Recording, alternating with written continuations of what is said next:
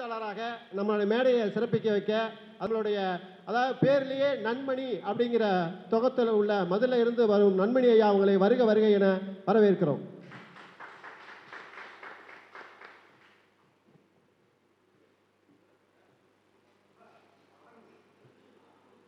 வாழ்க வையகம், வாழ்க வையகம், வாழ்க வளமுடன். குரு வாழ்க, குருவே துணை, குருவின் மலரடி போற்றி. சிந்தனையை உடல்நலத்தை சீரமைத்து உய்வித்த குருவே வாழ்க. தியானமே யோகம், யோகமே ஞானம். 20வது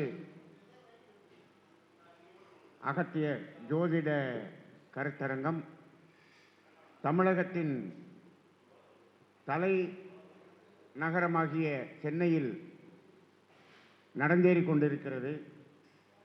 இந்த கருத்தரங்கை ஏற்பாடு செய்த அனைத்து நல்லுள்ளங்களுக்கும் இந்த ஜோதிட கருத்தரங்கில் கலந்து கொண்டு பல ஜோதிட ஞானங்களை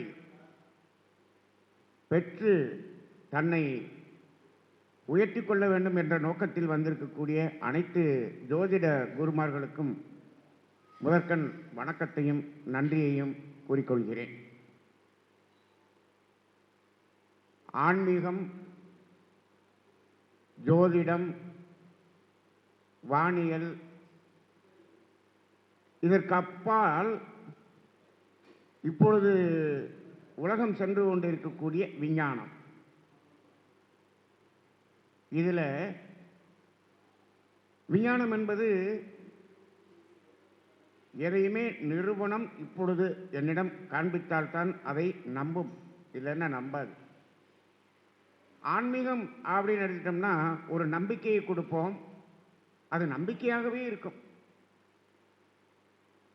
ஆனால் இந்த வானியல் ஜோதிடம் என்று சொல்லக்கூடிய இந்த இடம் மட்டும்தான் இது நம்பிக்கையாக இருந்து அது நிரூபணமாக நம்முள் மாறிக்கொண்டே இருக்கும்.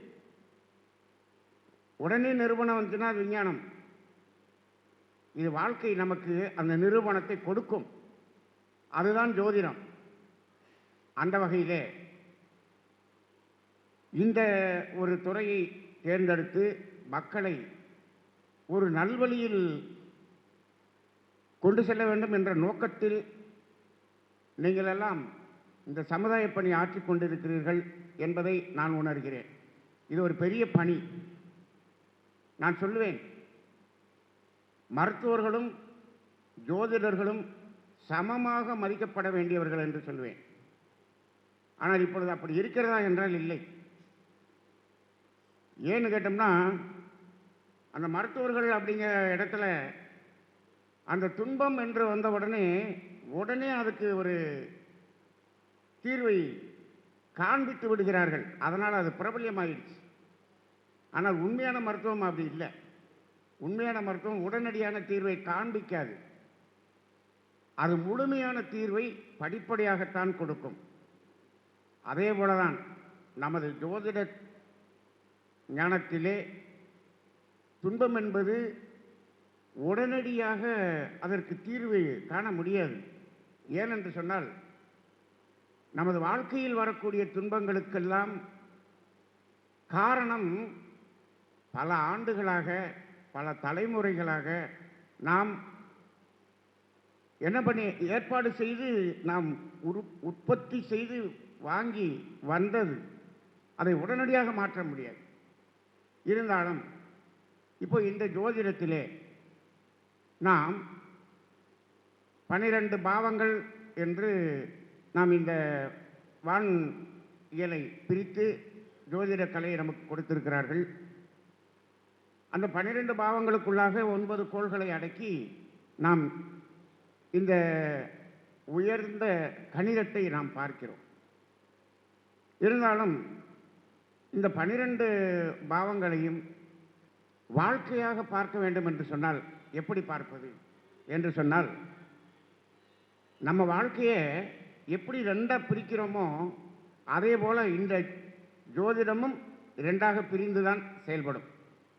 நம்ம வாழ்க்கையை எப்படி ரெண்டா பிரிக்கலாம் அப்படின்னீங்கன்னா, ஒன்று அக வாழ்க்கை, இன்னொன்று புற வாழ்க்கை.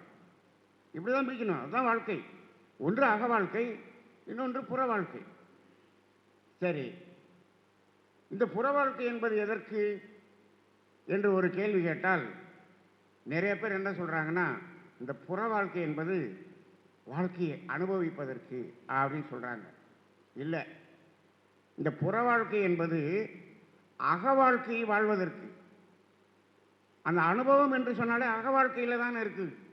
நீங்கள் புற வாழ்க்கை எங்கு சுற்றினாலும் கடைசியில் அக வாழ்க்கையில் வந்து தான் நிற்கணும். ஆனால் இன்னைக்கு நிற்கிறது இல்லை. புற வாழ்க்கை புறத்திலேயே சுற்றி கொண்டு இருக்கிறது.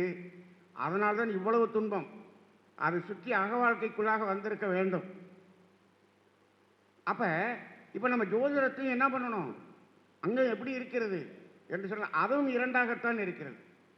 அகமும் புறமுமாகத்தான் இருக்கிறது ஜோதிடம். எப்படி அகமும் புறமுமாக? இதை எங்கே பார்க்கலாம், எப்படி பார்க்கலாம் என்று சொன்னால் 12 பாவங்களை எடுத்துக்கொள்கிறோம். 12 பாவங்களிலே அகம் சார்ந்த பாவங்கள் என்று எடுத்து சொன்னால் எதை சொல்லலாம்? ஒற்றைப்படை பாவங்கள் எல்லாம் அகம் சார்ந்த பாவங்கள் என்று பிரித்து கொள்ளலாம். 1, 3, 5, 7, 9, 11 இந்த பாவங்கள் எல்லாம் அகம் சார்ந்த பாவங்கள் என்று நாம் எடுத்துக்கொள்ள வேண்டும். புறம் சார்ந்த பாவங்கள் என்று எடுத்து சொன்னால் 2, 4, 6, 8, 10, 12. அப்போ இந்த ஆட் நம்பர்ஸ், ஈவன் நம்பர்ஸ்ன்னு சொல்கிறோமே, அந்த பாவங்களை இப்படி இரண்டாக பிரித்து நாம் பார்க்க வேண்டும். அப்படி பார்க்கும் பொழுது தான் நாம் தீர்வு சொல்ல முடியும், இல்லாட்டி தீர்வு சொல்ல முடியாது. இப்போ இதில் நமக்கு ஜோதிடம் பார்க்க வர்றவங்களாம் எதுக்கு வர்றாங்க? ஒரு துன்பம் இருக்குது, துன்பம் நீங்கணும், அதுக்கு தானே வர்றாங்க, இல்லாட்டி வரமாட்டாங்க. எதுக்கு வர்றாங்க? எனக்கு வாழ்க்கை ரொம்ப சிறப்பாக போய்கிட்டு இருக்கு, அது என்னன்னு புரியலைங்க, என் ஜாதகத்தில் பார்த்து அதுக்கு என்ன தான் காரணம் இருக்குன்னு சொல்லுங்கள் அப்படின்னு யாரும் கேட்க மாட்டான். அப்படி யாராவது கேட்குறாங்களா? அப்படி யாரும் கேட்க மாட்டாங்க. அப்போ என்ன சொல்லிடுவான்னா, அதுக்கெல்லாம் கிரகம் காரணம் இல்லைப்பா, நான் தான் காரணம், என்னுடைய திறமை தான் காரணம்னு தன்முனைப்பாக போயிடுவான். துன்பம் வந்துருச்சு அப்படின்னு சொன்னோம்னா என்ன சொல்லுவான்? 2 பேரை குறை சொல்லுவான். ஒன்று என்னது? ஒன்று கடவுள், இன்னொன்று இந்த கோள்கள். இந்த கோள் தான் என்னை எந்த பாடுபடுத்துது, நல்லா இருக்கிறப்ப மட்டும் அது என்னுடைய திறமை அப்படின்னு சொல்லிக்கிட்டு இருக்கான். அப்போ யாரும் வரமாட்டான். துன்பம் வர்றப்ப தான் வர்றான். அப்போ இந்த துன்பம் வர்றப்ப அந்த துன்பத்தை நீக்க வேண்டும் என்ற நோக்கத்தில் தான் வர்றான். இப்போ நம்ம ஜோதிடர் என்ன பண்ணுறோம்? துன்பம் எங்கே இருக்குது, எவ்வளோ இருக்குது, எவ்வளோ நாளைக்கு இருக்கும், எவ்வளோ துன்பப்படுவேன் அப்படின்னு கணக்கு போட்டு சொல்லிடுறோம். இதோட நிறைய பேர் ஜோதிடர் வேலையை முடிஞ்சு போச்சு. இதாங்கய்யா உன் ஜாதகம் இதைத்தான் சொல்லுது அப்படின்னு முடிச்சிடுறாங்க. சரி, அதுக்கு தீர்வு அது ஒன்றும் பண்ண முடியாதுன்னு பாதி பேர் சொல்கிறாங்க.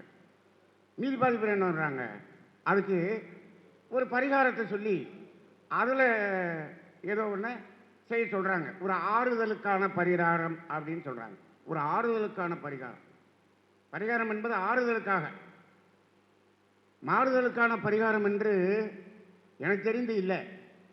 மாறுதலுக்கான பரிகாரத்தை அந்த எந்த ஜோதிடர், அதாவது எந்த நபர் அந்த ஜாதகத்தை உரித்தாக்கிய நபர் இருக்கிறார் அல்லவா, அவர்தான் செய்ய வேண்டும். அதற்குரிய பரிகாரத்தை அவர்தான் செய்ய வேண்டும். அப்படி இருக்கு. அப்படி வரும்போது இதுக்கு எங்க காரணம் இருக்கிறது என்று பார்க்கும் பொழுது நன்றாக பாருங்கள். இந்த புறம் சார்ந்த பாவங்கள் இருக்கிறது அல்லவா, இந்த புறம் சார்ந்த பாவங்கள் எப்பொழுது எல்லையை மீறுகிறதோ அது துன்பமாக மாறும். புறம் சார்ந்த காரகங்கள், புறம் சார்ந்த பாவங்கள் எல்லையை மீறும் போது துன்பமாக மாறும். இப்படி மட்டும்தான் துன்பம் இருக்கிறது, வேற எந்த துன்பமும் கிடையாதுங்க. இதுதான் துன்பம்.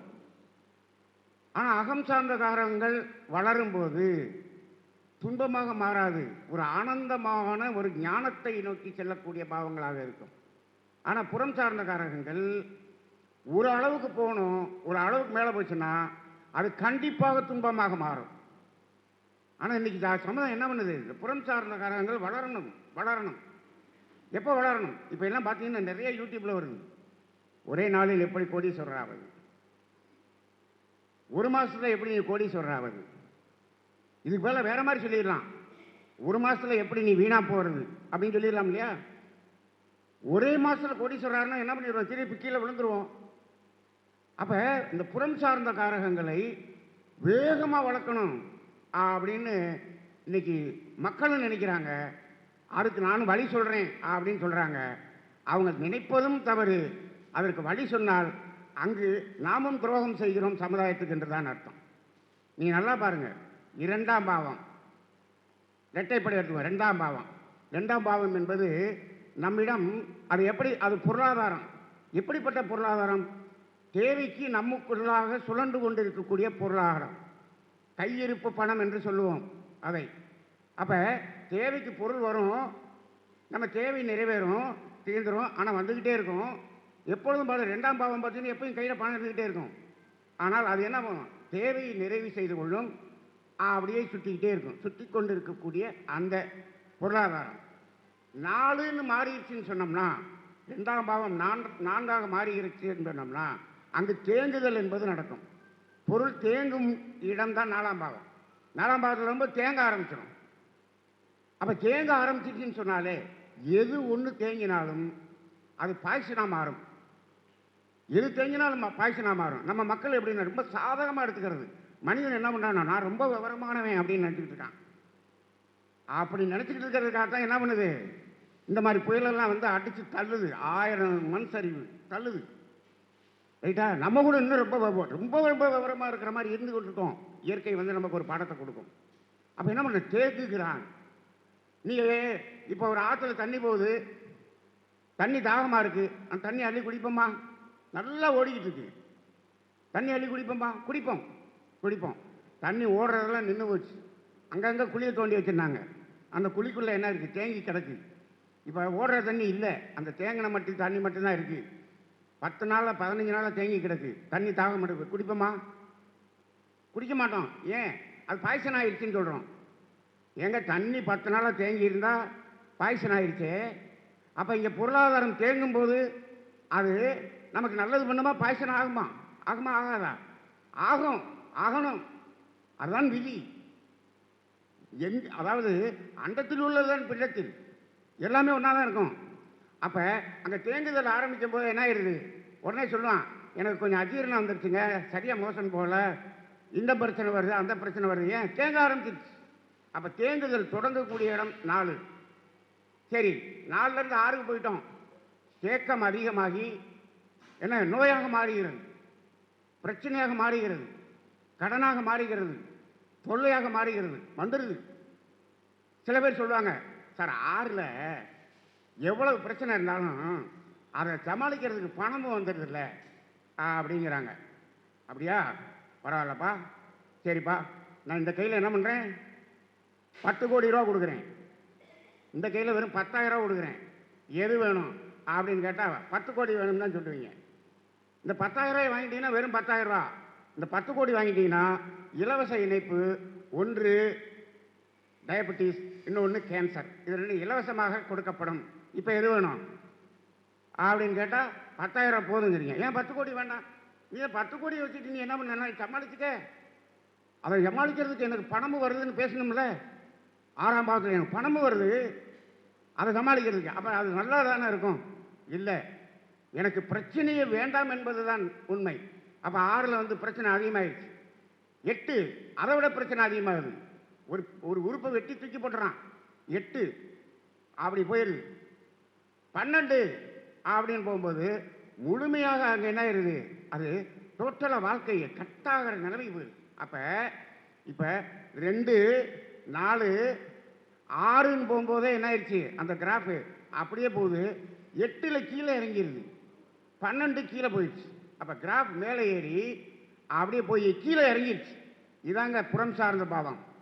ஆனால் அகம் சார்ந்த பாவம்னு பாருங்க, 1 உயிர் ஆன்மா, 3 உயர்ந்து போகும் மனம், 4 இயற்கை, கலை, ரசனை, காதல், அனுபவம், அப்படியே 7 சமுதாயம், நண்பர்கள், நட்பு, குடும்பம், 7 9 பக்தி, தியாகம், ஈகை, தர்மம், மேலே போயிட்டோம். 11 ஞானம். இந்த இந்த இந்த கிராஃப் எங்கேயாவது கீழே இறங்கியிருக்கா? இறங்கவே இறங்காது. அப்ப அந்த ஒற்றைப்படை பாவங்களுடைய கிராஃப் மேலே போய் ஞானத்தை நோக்கி செல்கிறது. இந்த இரட்டைப்படை பாவம் 2, 4 வரைக்கும் பரவாயில்ல. இந்த 6க்கு போச்சுன்னா அப்புறம் திருப்பி கீழே இறங்கி 8, 12ஆக மாறுகிறது. ஆனால் இடையில அந்த 10 மட்டும் ஒதுங்கி நிற்கிறது. அது ஏன் ஒதுங்கி நிற்குது அப்படின்னு கேட்டிங்கன்னா, 10 என்பது தொழில், முதலீடு போடக்கூடிய தொழில். நீங்கள் தேக்குகிற பணத்தை உங்களுக்காக வைத்துக் கொள்ளாமல் சமுதாயத்துக்காக ஒரு தொழிலில் இன்வெஸ்ட் பண்ணி அது சமுதாயத்துக்கு என்று ஒப்படைத்து விட்டீர்கள் என்று சொன்னால் 10 உங்களை ஒன்றும் செய்யாது.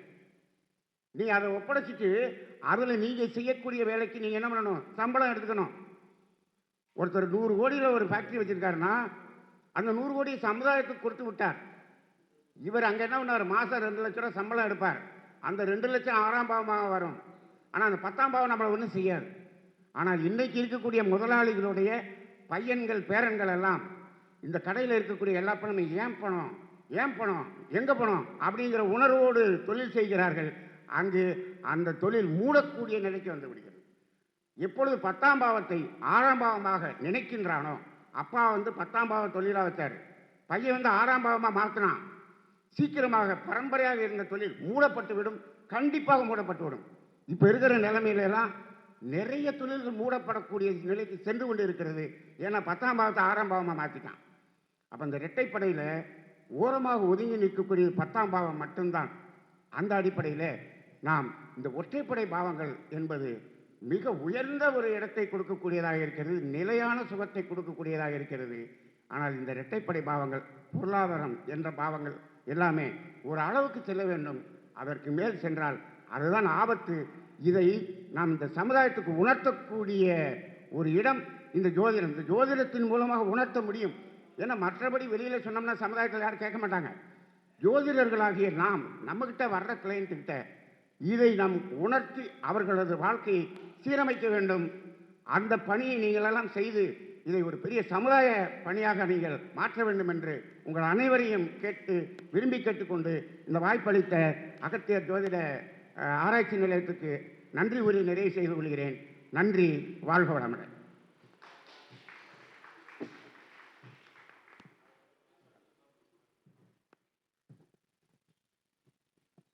அனைவருக்கும் வணக்கம். மதுரையில் இருந்து நன்மணி ஐயா அவங்க ஜோதிட கருத்துக்களை மிக அற்புதமாக முதல் பேச்சாளராக பதிவு பண்ணியிருக்காங்க. ஐயாவுக்கு இன்னொரு கரகோஷம் கொடுத்தீங்கன்னா ரொம்ப சந்தோஷமாக இருக்கும். ஐயாவுக்கு பொன்னாடை போத்தும் விதமாக ஆர்மு ஐயா திருச்சியிலிருந்து கேபி ஜோதிடத்தில் புகழ்பெற்றவங்க, அவங்க வருக வருக என வரவேற்கிறோம். வடிவேலு ஐயா வாங்க. ஓகே.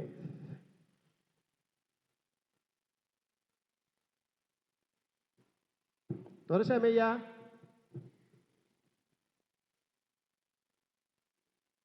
வாங்க.